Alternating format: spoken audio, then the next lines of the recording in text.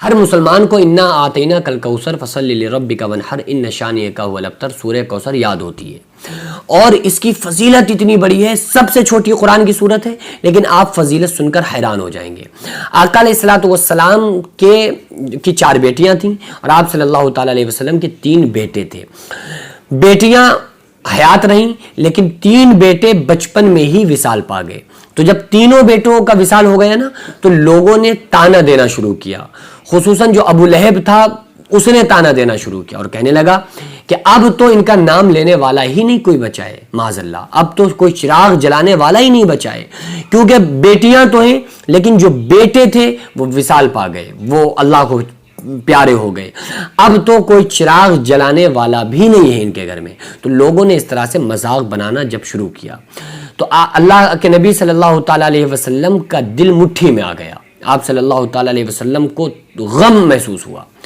تو اللہ تعالیٰ نے سورہ کوثر کا نزول فرمایا، انا آتینا کل کوثر، کہ میرے نبی صلی اللہ علیہ وسلم، میرے محبوب، میں نے آپ کو کوثر عطا کیا ہے، فصلی لربک ونحر، آپ نماز پڑھیے اپنے رب کے لیے اور قربانی کیجئے،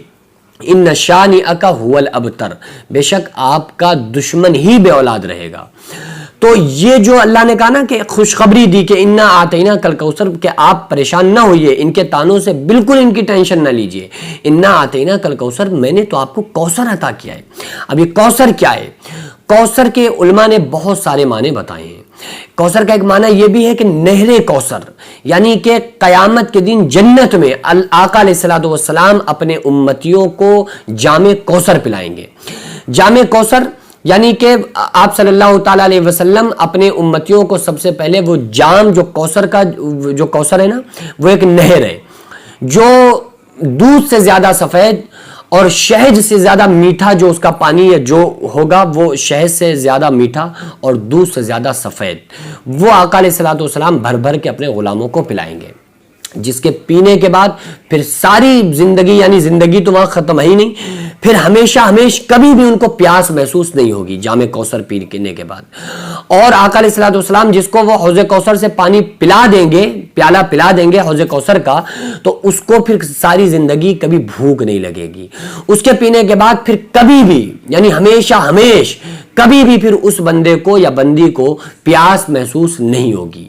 اور وہاں کی زندگی، آقا علیہ الصلوۃ والسلام فرماتے ہیں کہ اگر ان 7 طبق زمین اور 7 طبق آسمان میں رائی کے دانے بھر دیے جائیں، ایک پرندہ بیٹھایا جائے جو 1000 سال میں ایک رائی کا دانہ اٹھائے، تو کبھی نہ کبھی 14 طبق آسمان و زمین کے دانے تو ختم ہو جائیں گے، لیکن وہاں کی زندگی، وہاں کی لائف کبھی ختم نہیں ہوگی، ہمیشہ بھی وہاں کے لیے چھوٹا لفظ ہے، وہ کبھی نہ ختم ہونے والی زندگی، اور انسان ہمیشہ بیماریوں سے محفوظ ہو جائے گا، ہمیشہ کے لیے پیاس نہیں لگے گی، کبھی پھر اس کو موت نہیں آئے گی اور کبھی اس کو بھوک محسوس نہیں ہوگی۔ تو یہ خوشخبری اللہ تبارک و تعالیٰ نے اپنے محبوب صلی اللہ علیہ وسلم کو عطا فرمائی، اور پھر ایسا ہوا بھی کہ اللہ تعالیٰ نے فرمایا ان شانئک هو الابتر، آپ کا دشمن ہی بے اولاد رہے گا۔ تو ابو لہب پھر بے اولاد ہو گیا، اور اس کے اولاد کو شیر نے آ کر، فرشتے نے شیر کی شکل اختیار کر کے اس کی اولاد کو چیر اور پھاڑ کے پھینک دیا، جو ہمارے نبی صلی اللہ علیہ وسلم کا دشمن تھا ابو لہب۔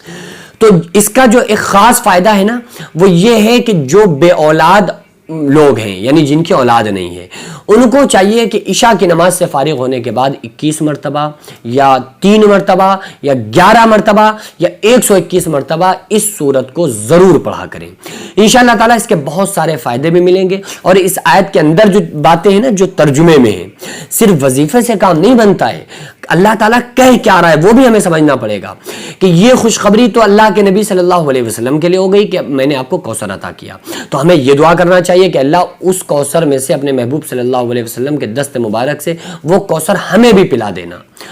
ہم یہ دعا کیا کریں۔ لیکن آگے کیا ہے؟ فصلی لربک ونحر، آپ نماز پڑھیے اپنے رب کے لیے اور قربانی کیجئے۔ تو ہم کو چاہیے کہ نماز کو مضبوطی سے پکڑ لیں اور اللہ کے لیے قربانی کرنا سیکھیں۔ بقرعید میں تو ایک عام قربانی ہوتی ہے، اس کے علاوہ میں ہر چیز میں قربانی کے، رات میں اٹھ کر تہجد پڑھنا، یہ وقت کی قربانی، نیند کی قربانی، اس طرح سے یہ بھی قربانی، اور جو خاص قربانی ہے اس کو بھی ہم جو صاحب نصاب ہیں کرائیں۔